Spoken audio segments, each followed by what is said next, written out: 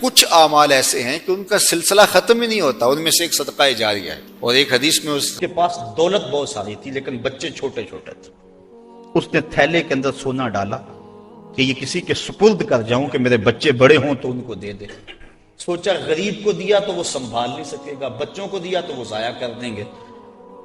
ایک دوست تھا اس کا امیر ترین، اس کو کہا کہ میاں یہ سونا اور تھیلا ہے، ساتھ وصیت نامہ لکھا، جب میرے بچے بڑے جوان ہو جائیں، بالغ ہو جائیں تو جو تیرا جی چاہے ان بچوں کو دے دینا۔ یہ اس نے وصیت کی اور وہ سب کچھ اس کے سپرد کیا۔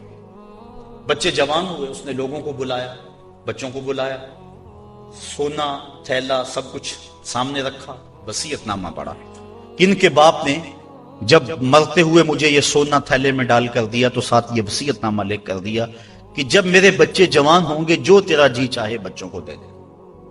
تو اس نے سونا اپنے پاس رکھ لیا اور خالی تھیلا بچوں کو دے دیا۔ اب سارے کہیں ظلم ہوا ہے، یتیموں کے ساتھ ظلم ہوا ہے، لیکن کریں کیا کہ وصیت نامہ ہی ایسا تھا، نہ عدالتی چارہ جوئی ہو سکتی ہے، نہ اس کو کہا جا سکتا ہے۔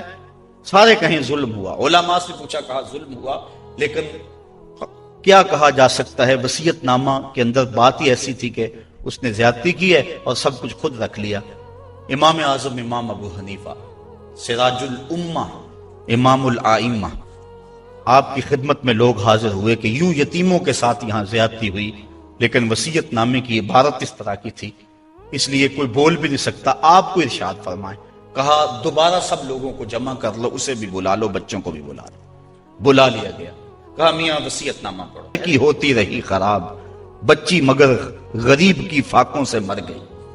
تو اس سے بڑی بے حیائی کیا ہوگی کہ ایک گھر میں گھی کے چراغ جلتے ہوں، ایک گھر کے اندر فضول خرچیوں پر مال لنڈھائے جا رہے ہوں، اور دوسری طرف بیوہ کی یتیم بچیاں گھر میں بوڑھی ہو رہی ہیں، اور کوئی ان کا رشتہ قبول نہ کرتا ہو کہ ان کے پاس دینے کے لیے کچھ نہیں ہے، اور ہم پیسے اڑا دیں اپنے نفس کی خواہش کے لیے، جو ہے وہ لاکھوں روپے خرچ کریں اور اپنی گلی میں ان غریبوں اور یتیموں کا لحاظ نہ رکھیں، تو اس سے بڑی بے حیائی اور کیا ہو سکتی ہے؟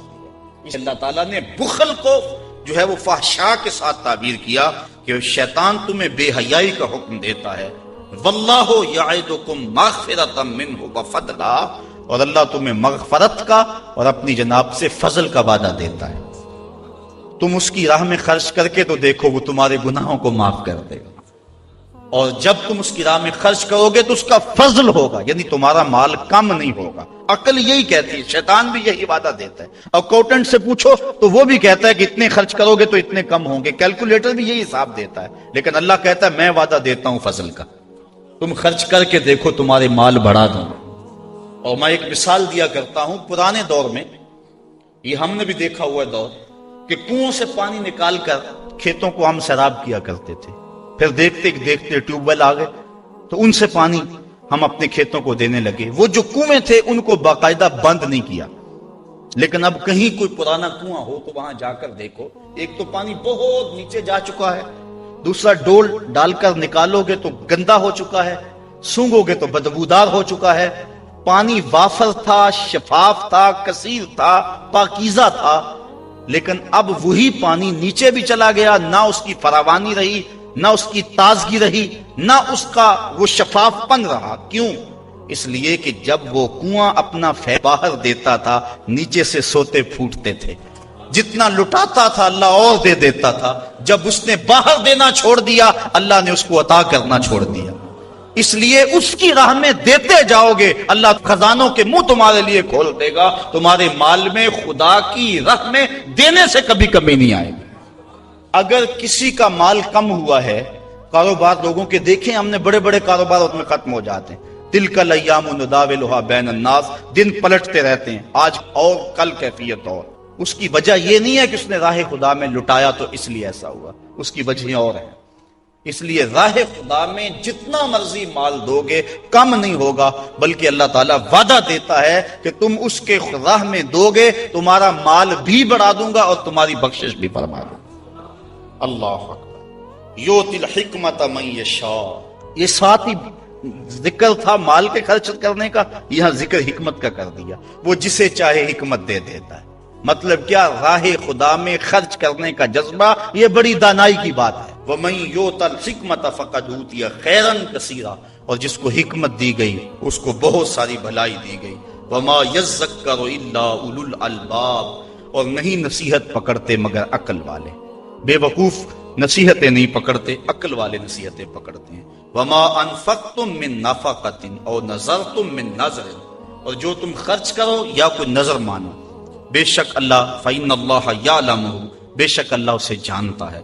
وَمَا لِلظَّالِمِينَ مِنْ أَنصَارٍ، اور ظالموں کا کوئی مددگار نہیں ہے. إِن تُبْدُوا الصَّدَقَاتِ فَنِعِمَّا هِيَ، اگر تم صدقے ظاہر کرو تو اللہ اسے جانتا ہے. فَنِعِمَّا هِيَ، تو وہ تمہارے لیے بہتر ہیں. وَإِن تُخْفُوهَا، اگر تم انہیں چھپا لو. وَتُؤْتُوهَا الْفُقَرَاءَ، اور غریبوں کو فقراء کو دو. فَهُوَ خَيْرٌ لَكُمْ، تو وہ بھی تمہارے لیے بہتر ہے. یعنی اگر تم صدقوں کو ظاہر کر کے دو تو یہ بھی بہتر، اگر چھپا کے دو تو یہ بھی بہتر. امام رازی تفسیر کبیر کے اندر اسی آیت کریمہ کے تحت 5-6 چیزیں بیان فرمائی کہ صدقہ کب چھپا کے دینا چاہیے اور کب ظاہر دینا چاہیے. گفتگو وہ لمبی ہے، میں ایک بات عرض کر کے اجازت چاہوں گا اور بات آگے بڑھاؤں گا. 2 طرح سے جو ہے وہ صدقہ دیا جاتا ہے، ظاہر اور پوشیدہ. اور اس میں اگر کسی شخص کو آپ دے رہے ہیں، کسی ذات کو دے رہے ہیں، تو پھر اس وقت مستحب اور بہتر یہ ہے کہ آپ چھپا کے دیں. کسی کی مدد ذاتی طور پہ کر رہے ہیں، غریب ہے، بیوہ ہے، یتیم ہے، تو پھر اس کی غربت کا اشتہار نہ لگائیں. پھر بہتر ہے کہ چھپ کے دیں. اور آقا کریم نے فرمایا 7 اشخاص قیامت کے دن اللہ کے عرش کا ٹھنڈا سایہ پائیں گے جب کوئی سایہ نہیں ہوگا. ان میں ایک شخص یہ فرمایا وَرَجُلٌ تَصَدَّقَ بِصَدَقَةٍ فَأَخْفَاهَا حَتَّى لَا تَعْلَمَ شِمَالُهُ مَا تُنْفِقُ يَمِينُهُ، وہ آدمی جس نے تنہائی میں صدقہ دیا اور اتنا خفیہ دیا کہ جو دائیں ہاتھ نے کیا وہ بائیں کو خبر نہ ہو. فرمایا کل قیامت کے دن جب کوئی سایہ نہیں ہوگا اللہ اسے اپنے عرش کا ٹھنڈا سایہ نصیب ہوگا، اور جو عرش کے سائے تلے ہوگا قیامت کی تکلیف سے محفوظ ہوگا. جو عرش کے سائے تلے ہوگا وہ قیامت کی پریشانیوں سے محفوظ ہوگا. جو عرش کے سائے تلے ہوگا اس کو جام کوثر ضرور دیا جائے گا، اور جو ایک گھونٹ بھی پی لے گا 50,000 سال کے دن میں اسے کبھی بھی پیاس نہیں لگے. تو جس نے اپنے صدقے کو خفیہ دیا، دائیں نے دیا بائیں کو خبر نہ ہو. اللہ اکبر. بلکہ علماء اس کی تشریح میں لکھتے ہیں کہ جس کو صدقہ دیا جا رہا ہے بہتر ہے کہ اس کو بھی خبر نہ ہو. اس انداز سے اس کے گھر میں پھینک آؤ کہ اسے بھی پتا نہ ہو کہ میرے اوپر کون مہربانی کر گیا. اللہ اکبر. اگر ایسا ہو تو یہ انتہائی خفیہ حالت ہے. اللہ اکبر اللہ اکبر. تو کہا کہ اگر تم صدقہ خفیہ دو تو وہ بھی تمہارے لیے بہتر ہے، اور اگر تم ظاہر دو تو ظاہر دینا کس وقت مستحب ہے جس میں کسی شخص کی ذات کا معاملہ نہ ہو. مثال کے طور پہ مسجد کے لیے فنڈ مانگا جا رہا ہے، دارالعلوم کے لیے مانگا جا رہا ہے، کسی ہاسپٹل کے لیے مانگا جا رہا ہے، کسی اور رفاہی کام کے لیے مانگا جا رہا ہے. لہٰذا وہاں آپ اس نیت سے کہ اگر میں اٹھ کے اعلان کروں گا تو میرے دیکھا دیکھی کئی اعلان کریں گے، لہٰذا مدد ہو جائے گی. تو آقا کریم نے ایک مرتبہ جہاد کے لیے فنڈ مانگا تو ایک صحابی نے جلدی سے آغاز کر دیا، اس کو دیکھنے سے باقی بھی اٹھ کھڑے ہوئے.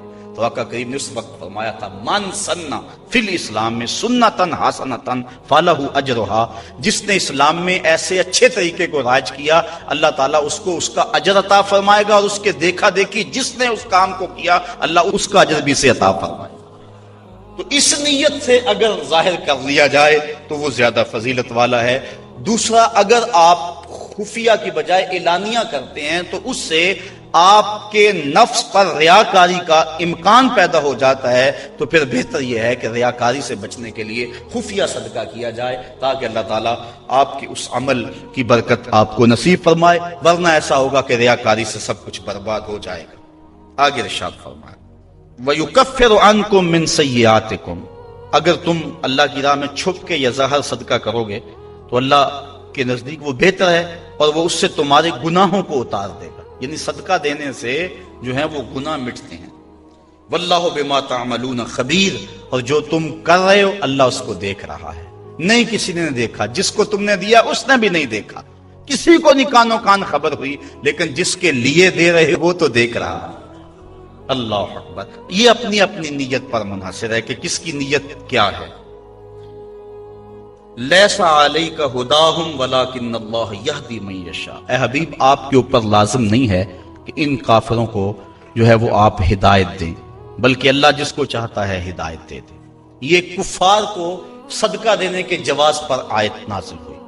صحابہ صدقہ اپنا دیتے تھے، اپنوں کو مسلمانوں کو بھی، لیکن ان کے رشتہ دار کافر بھی ہوتے جو پریشان ہوتے، تو دل میں آتا یہ کافر ہیں، تو اللہ تعالیٰ نے اجازت دی کہ ان کو بھی آپ دے سکتے ہیں۔ تو کافر کو صدقہ واجبہ نہیں لگتا، یعنی زکوٰۃ نہیں لگتی، صدقہ فطر نہیں لگتا، اور جو منت کا جو صدقہ ہے وہ نہیں لگتا، واجبہ نہیں لگتا، نافلہ صدقے جو ہیں ویسے تعاون کر دیا جائے تو وہ اس کو لگ جاتا ہے۔ اس کی دلیل قرآن مجید کی یہ آیت ہے، وَمَا تُنْفِقُوا مِنْ خَيْرٍ فَلِأَنفُسِكُمْ، اور تم جو اچھی چیز دو تو تمہارا ہی اس میں بھلا ہے، فائدہ تمہیں ہی ہوگا، تمہارا ہی بینک ہے۔ وَمَا تُنْفِقُونَ إِلَّا ابْتِغَاءَ وَجْهِ اللَّهِ، اور تمہیں خرچ کرنا مناسب نہیں مگر اللہ کی رضا چاہنے کے لیے۔ وَمَا تُنْفِقُوا مِنْ خَيْرٍ يُوَفَّى إِلَيْكُمْ، اور جو مال تم خدا کی راہ میں دو گے اس کا تمہیں پورا پورا اجر ملے گا۔ وَأَنْتُمْ لَا تُظْلَمُونَ، تمہارے سے ظلم نہیں کیا جائے گا، جدیا اس کا پورا پورا اجر ملے گا۔ لِلْفُقَرَاءِ الَّذِينَ أُحْصِرُوا فِي سَبِيلِ اللَّهِ، یہ کہا کہ کافروں کو تم صدقہ دے سکتے ہو، لیکن فرمایا تمہارے صدقے کے زیادہ حقدار وہ ہیں، کون؟ لِلْفُقَرَاءِ الَّذِينَ، وہ فقیر لوگ، احسروا فی سبیل اللہ، جو اللہ کی راہ کے اندر رکے ہوئے۔ اس سے مراد احسروا فی سبیل اللہ سے مراد مفسرین نے اصحاب صفہ لیے ہیں۔ یہ 400 کے قریب صحابہ تھے، 300 سے لے کر 400 تک ان کی تعداد مختلف روایات میں آئی ہے، جو مسجد نبوی میں رہتے تھے۔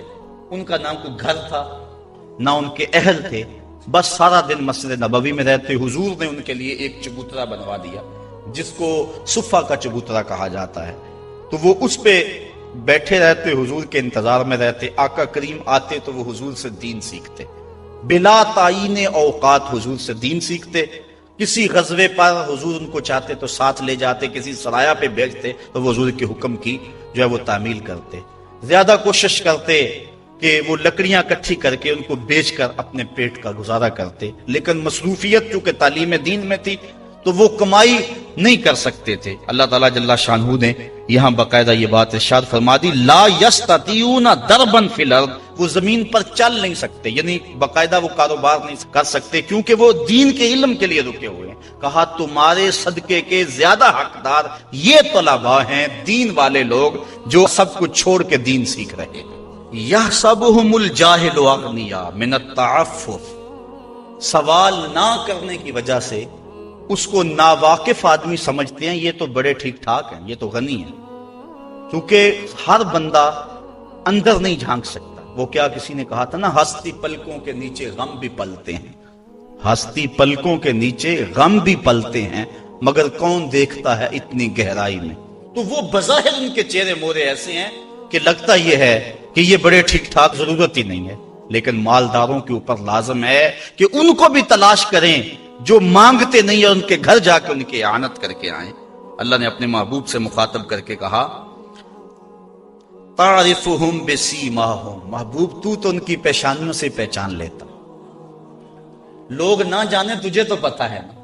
حضرت ابو ہریرہ رضی اللہ تعالیٰ عنہ باہر آ کے بیٹھ گئے، کہتے مجھے بھوک بڑی لگی ہوئی تھی اور اتنی بھوک کہ گزارا نہیں ہو رہا تھا، بیٹھا نہیں جا رہا تھا۔ میں نے کہا کوئی آدمی گزرتا میرے چہرے کو دیکھ کے پہچان لے گا۔ پھر ایک صحابی آئے، میں نے ان سے ایک مسئلہ پوچھا، وہ مسئلہ بتا کے چلے گئے۔ دوسرے آئے، میں نے قرآن کی آیت کے بارے میں پوچھا، وہ بتا کے چلے گئے۔ پھر دل و قلب و نگاہ کے مرشد اولین آ گئے۔ میں نے حضور سے مسئلہ پوچھا، حضور نے کہا ابو ہریرہ بھوک لگی ہوئی ہے؟ میں نے کہا ہاں حضور بھوک لگی ہے۔ پوچھا مسئلہ؟ آقا کہ میں بھوک لگی ہے؟ ہاں حضور بھوک لگی ہے۔ مسئلہ ہی یہی تھا؟ کہتے ہیں آ جاؤ میرے ساتھ آ جاؤ۔ پھر وہ روایت آپ علماء سے سنی کہ حضور اندر چلے گئے، اجازت دی۔ حضرت ابو ہریرہ فرماتے ہیں میں دیکھا دودھ کا ایک پیالہ پڑا، کہا ابو ہریرہ جاؤ جو صفہ پہ بیٹھے ان کو بھی بلا لاؤ۔ میں سوچا وہ تو 70 ہیں اور دودھ کا پیالہ ایک، لیکن حضور کا حکم تھا، میں بلا لایا، کہا اب ان کو پلاؤ۔ کہا پریشان تھا لیکن جب پہلے نے پیا ذرا بھی کم نہ ہوا۔ میں سمجھ گیا حوض کوثر کی نہروں سے کنیکشن جڑ گیا۔ کہا کہ ان سب کو پلاؤ، کہا ایک نے پیا، پھر دوسرے نے پیا، 70 آدمی دودھ پی گئے۔ اللہ اعلیٰ حضرت فرماتے ہیں ہاں جناب ابو ہریرہ، کیسا تھا وہ جامع شیر جس سے 70 سالوں کا دودھ سے منہ بھر گیا۔ اللہ اکبر۔ کہتے ہیں پھر حضور نے مجھے پلایا، کہا اور پیو اور پیو، حتیٰ کہ میں سراب ہوا، حضور اب نہیں پیا چاہتا۔ پھر آقا کریم وہ پیالہ لیا۔ استاذ المکرم فرمایا کرتے تھے یہ تو دیکھتے ہو کہ ایک دودھ کا پیالہ 70 کے لیے کافی ہو گیا، یہ بھی تو دیکھو کونین کا سردار اور 70 کا جوٹا پی رہا، اس پہلو پہ بھی ذرا نظر جائے۔ اللہ اکبر۔ تو کہا محبوب تم تو جانتے ہو ان کے چہروں سے، اللہ اکبر، کہ وہ لوگوں سے سوال نہیں کرتے، لا یسألون الناس الحافا، وہ لوگوں سے لپٹ کر سوال نہیں کرتے، بڑے خوددار ہوتے ہیں۔ عموماً ایسے لوگوں کی تلاش بڑی ضروری ہے کہ جو لوگوں سے سوال نہیں کرتے، ورنہ ہم نے دیکھا ہے کہ جو لوگ مانگنے والے ہیں، سوال کرنے والے ہیں، وہ تو لاکھوں روپے جمع کر لیتے ہیں، اور جو بیچارے عزت نفس کا لحاظ رکھنے والے ہوتے ہیں ان تک کوئی بھی نہیں پہنچتا۔ آپ دیکھ لیں اپنے معاشرے کے اندر سروے کر کے دیکھ لیں، یہ ہماری ذمہ داری ہے، محروم تک بھی پہنچنا اور سائل تک بھی پہنچنا۔ اور یہ بات ذہن میں رکھیں کہ سوال کرنا یہ مومن کی شان نہیں ہے، بلکہ حضرت سیدنا صدیق اکبر جا رہے تھے تو آپ کا کوڑا گر گیا، گھوڑے سے اترے اور نیچے سے اٹھایا اور پھر بیٹھے۔ خادم نے عرض کی حضور آپ فرما دیتے میں اٹھا کے دے دیتا۔ کہا حضور نے سوال کرنے سے منع کیا، اس لیے میں نہیں سوال کرنے کی ہمت رکھتا۔ یہاں تک جو ہے وہ ہمارے جو ہے وہ اسلاف جو بزرگ جو ہیں صحابہ اس کا خیال رکھتے تھے۔ ہاں علماء نے اجازت